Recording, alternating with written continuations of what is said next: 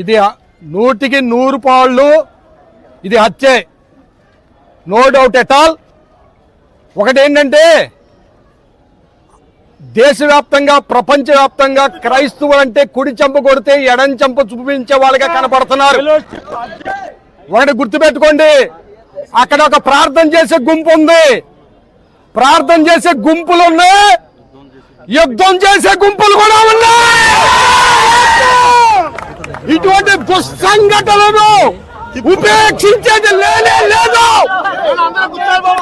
ఒక్క విషయం గుర్తుపెట్టుకోవాలి, ఇక్కడ తెలంగాణ రాష్ట్రం నుండి వచ్చిన ప్రవీణ్ కుమార్ అని చెప్పి ఇక్కడ జరగవలసిన కార్యక్రమాలు ఏవైతే ఉన్నాయో వాటిని దాచిపెట్టడానికి ప్రయత్నం చేస్తే సపోర్ట్ తెలంగాణ నుంచి కూడా తీసుకురావాల్సి వస్తుంది. ఇంకా ఒకటి గుర్తుపెట్టుకోండి, ఈ విషయంలో క్రైస్తవులు చేతగాని వారు కాదని నిరూపిస్తాం.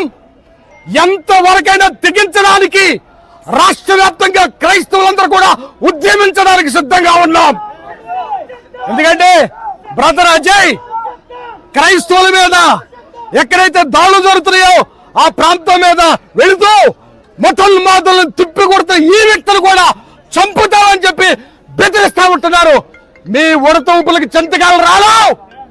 మేము ఒక్కసారి కన్నెర చేస్తే కబడ్దార్. మీరెక్కడుంటారో ఆలోచన చేయండి. మా బైబిల్ అయితే నేర్పించలా, మా బైబిల్ నేర్పించలా. ఒక్క క్షణం బైబిల్ పక్కన పెడితే ఓచకోతకు వస్తాగిన్నా కొడకెళ్ళారా. మేము చట్టాలను గౌరవిస్తున్నాం, చట్టాలకు లోపడ్డాం. మమ్మల్ని కలకొద్దు. మేము మంచి వాళ్ళం కాదు, మూర్ఖులం. మాతో పెట్టుకోవద్దు.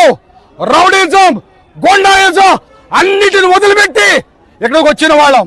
మా క్రైస్తవానికి మంచి జరగకపోతే, ప్రవీణ్ గారికి న్యాయం జరగకపోతే ఎంతకైనా తెగించలేక మేము సిద్ధంగా ఉన్నాం. బలో క్రీస్తు మహారాజుకి, క్రైస్తవుల ఐక్యత, క్రైస్తవుల ఐక్యత, క్రైస్తవుల ఐక్యత.